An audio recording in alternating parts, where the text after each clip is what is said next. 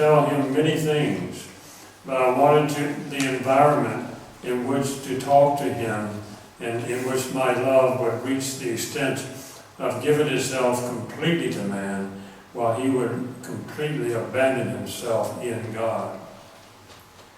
So God formed a space inside the soul for his divine will to be placed in and to operate in us as it operates in God himself. And he wanted that perfect friendship, that perfect sonship and daughtership, that perfect unity of wills and life. Okay, as soon as the creature will possess our will, and all her acts, small and great, human and spiritual, will be animated by my will, so as to rise between heaven and earth, investing in braiding together the sky, the sun, the stars, and the whole creation.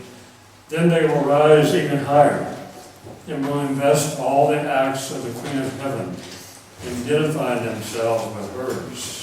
You can't even begin to imagine what happens to this gift. These acts will have the power to invest the acts of our divinity, our joys and beatitudes, as well as those of the saints. Oh, what a joy, what a glory for us, finding in these acts, the sky, the sun, all the acts of the Queen of Heaven, the love with which she loved us, our own acts, our own joys, and our unceasing love. So God finds everything in an act that we do in the divine will. And he gave an illustration I read recently. You know, we learn in the Blessed Sacrament, by the way, the Blessed Sacrament contains the divine will in it, of course. And so whenever you receive Holy Communion, you're receiving in that host, you're receiving the divine will in it. But it belongs to Jesus. Now, I'm talking about people who never heard about Louisa. The divine will belongs to Jesus, doesn't belong to the soul. But he's there with the divine will in the body, blood, soul, and divinity, including the divine will. So every time Jesus comes to us in communion, his divine will is there. And the divine will, if a person is disposed properly, the divine will generate grace. All grace comes from the divine will. And so the soul will get new graces by going to communion, if they're disposed properly. But the thing is, we don't want, God doesn't want the divine will be just his, now he wants it to be ours. So when we receive communion in the divine will, then he sees the soul receiving the greatest possible gift with the greatest possible gift. In other words, when I go to communion, I try to prepare, and I ask Jesus, since you're now in me with the fullness of the light of the divine will, I ask you to give more and more of that fullness to me as I receive you. That fullness of the divine will to me. Because I don't know where I am in the divine will. In fact, nobody probably knows where they're at. They'll probably never be told until they get to heaven.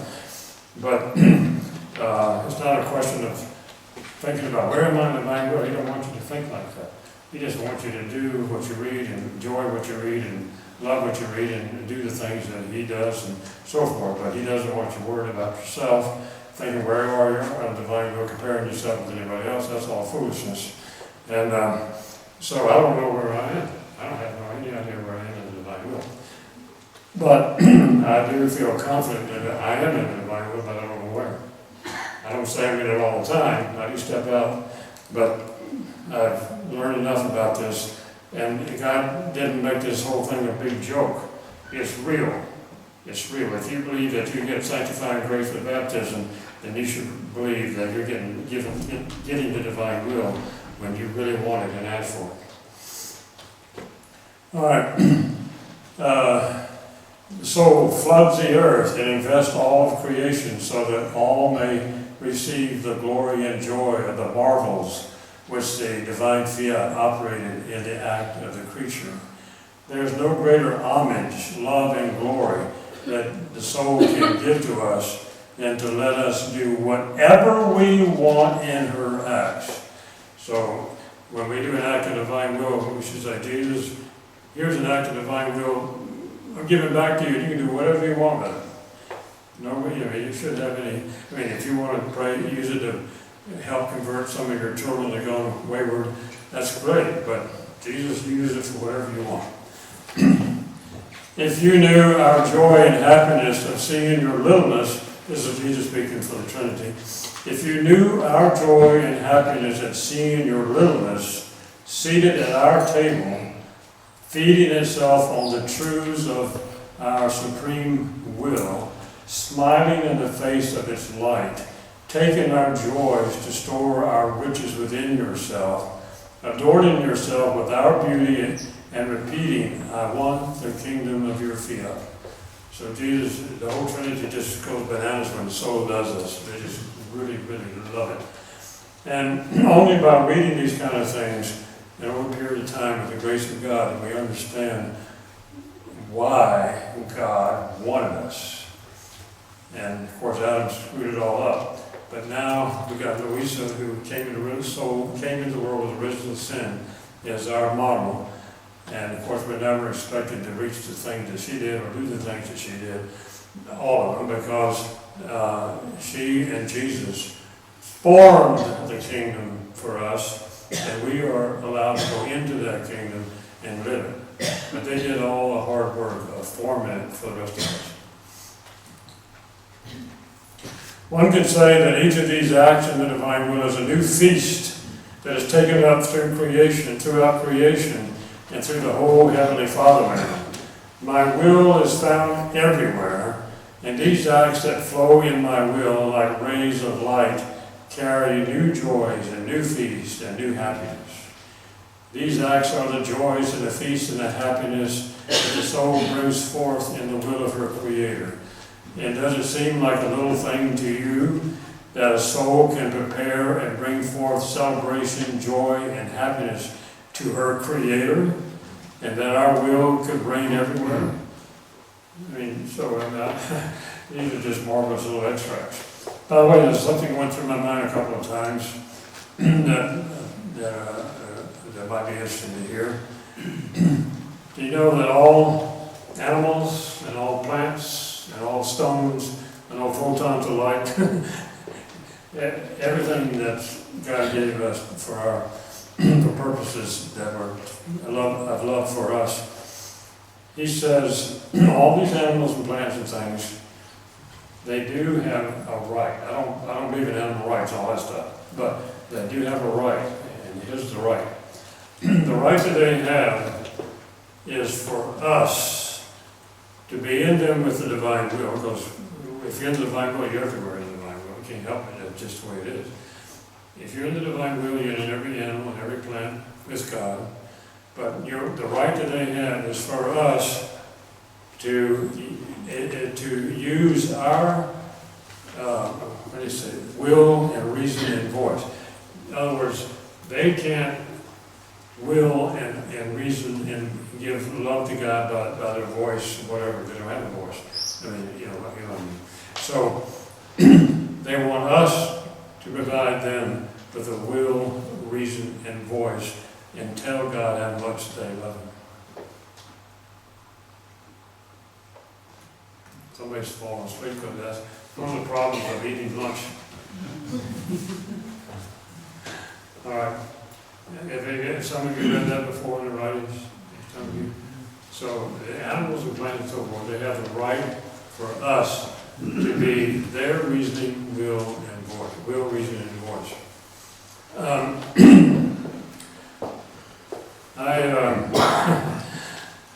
going to try to read a couple more, and we'll see if we have some questions or anything. My daughter, how beautiful is my rest in the soul that my will animates. And through all that she does, she loves my will within her. You must know that as a soul breathes and throbs and works in heartbeat, throbs, works, thinks, loves, and acts, and everything else that unfolds within her, because my will is the center of life of that soul. It is my will that breathes in her, throbs in her, beats in her heart, and gives motion to her work, circulation to her blood, and thought to her mind, and love to her heart, and everything else. Now, towards the back here, I noticed a couple of places that I marked last night that I put this exclamation point by, and a couple of other places where It seemed like something I ought to cover before I quit. One of them here is, therefore, so that man may return to his place of honor and enter once again to operate together with his Creator, they may amuse themselves together. There are no means other than his re-entering into our fiat, that is, the verbalization of God's will being given to us, that it may bring him to us triumphantly into our arms, which are waiting for him to clasp him tightly within our divine bosom and say to him, finally, after 6,000 years, you have come back.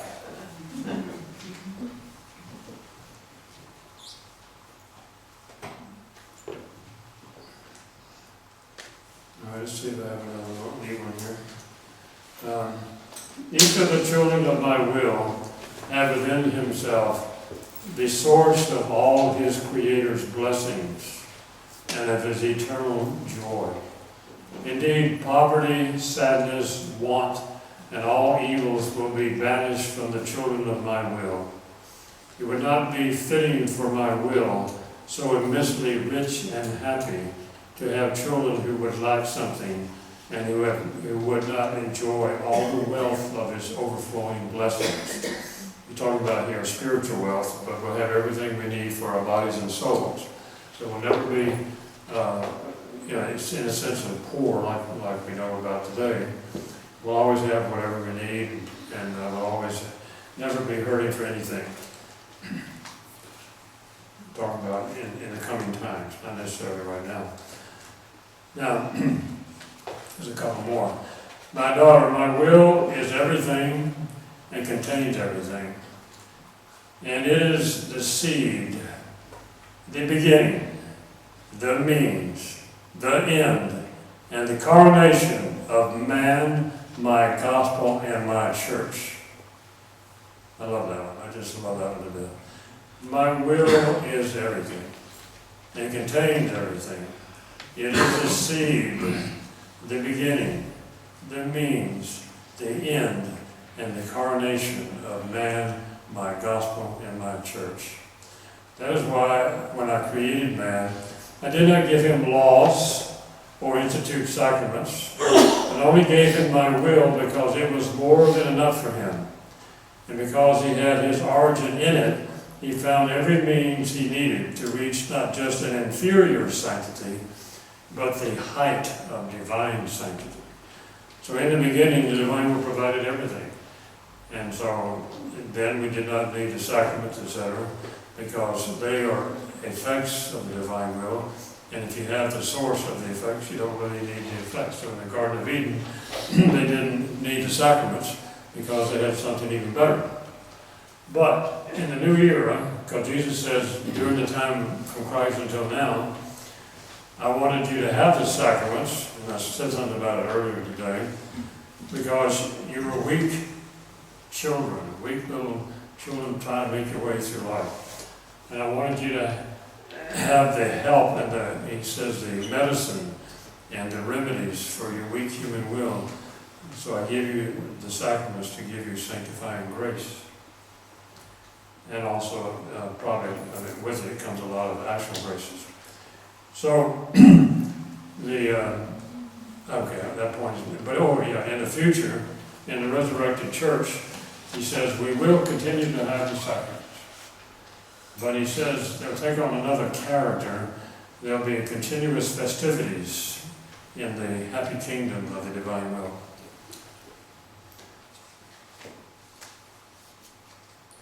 My blessed daughter, Jesus said to Louisa, I made the creation and all the creatures to form my delights in them, to express from our supreme being the excesses of our love and the marvelous power of our works.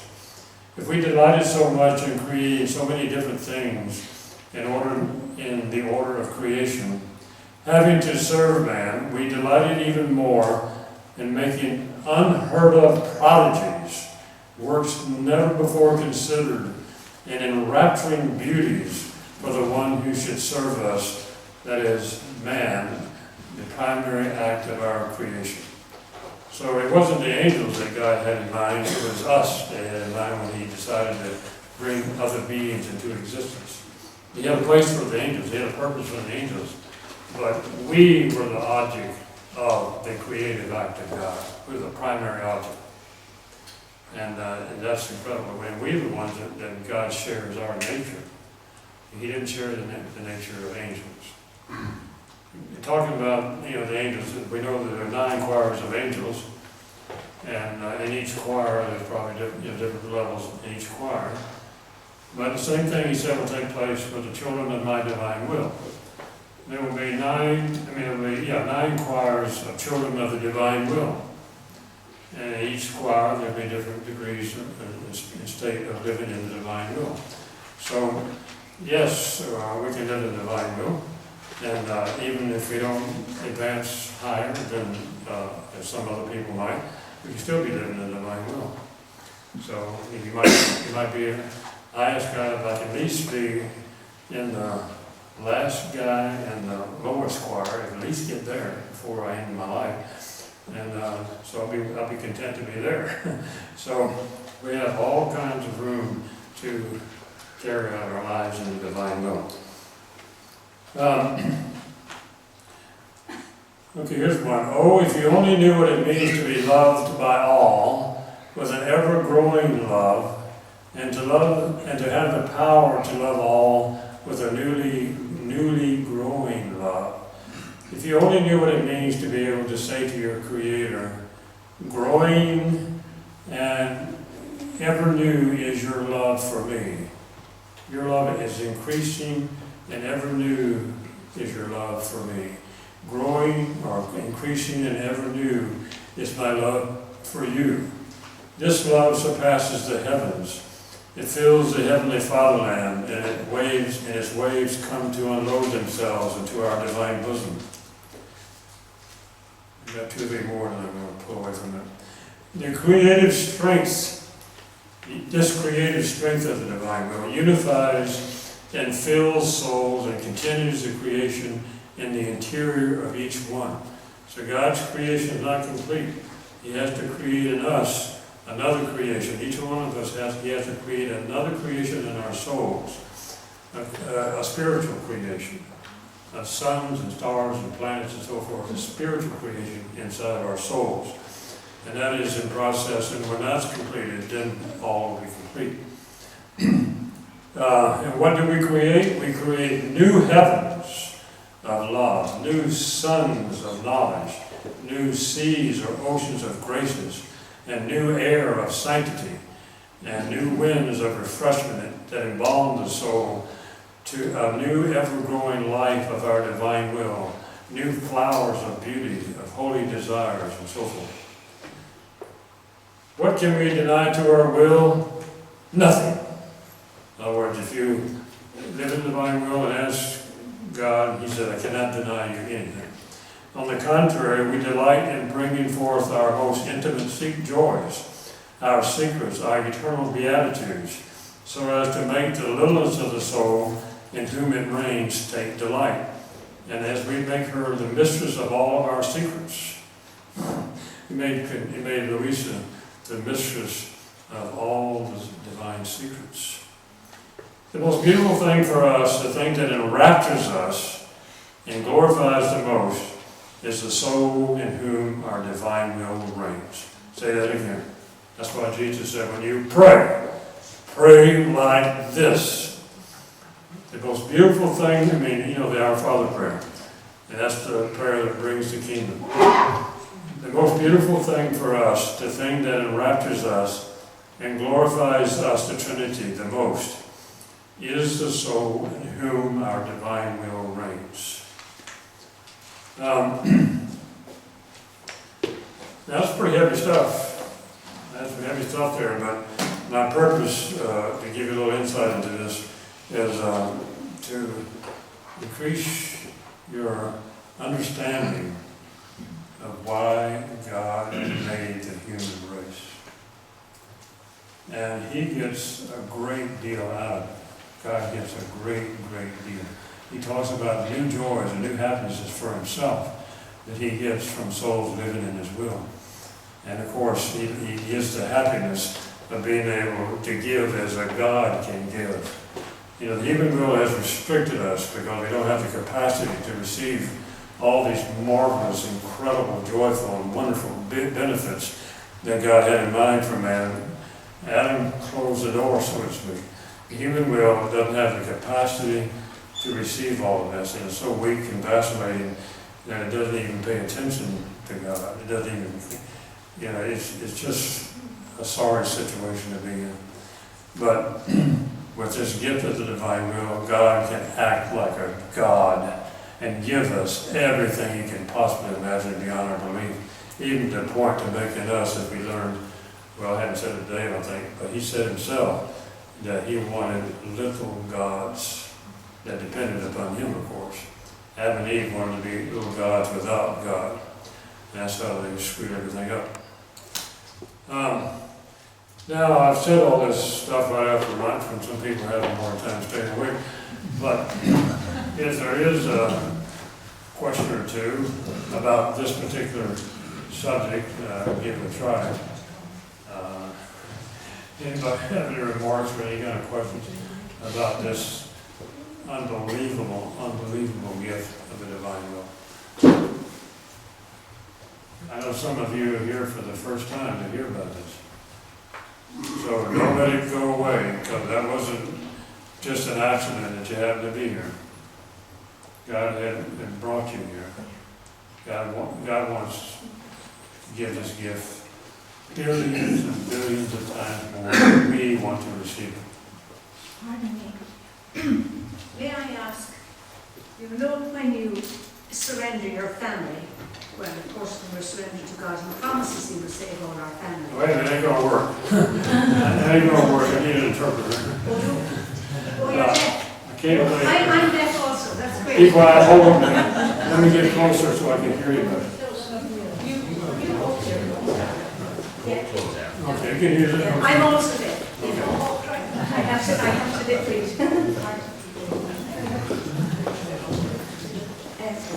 I'm asking the question, you know, when we give our families to God, if we're concerned about something and so on, and we say, Lord, now I hand my Johnny over to you and I ask you to take care of him because things are not okay, for example. I want to ask you if the equivalent in the will of God, for example, I am in the will, in the divine will, and in the divine will I give my Johnny to God. Yeah, there's a big difference. There's a big difference. I want you to explain that, if you would, for me, please. Okay. So, and I'm sure everybody else, would anybody else like that answer? Yes. Because we're always surrendering those we love, care about, neighbours, it could be our country, we're always surrendering them to God and asking God to bless and heal and save and so on. And I'm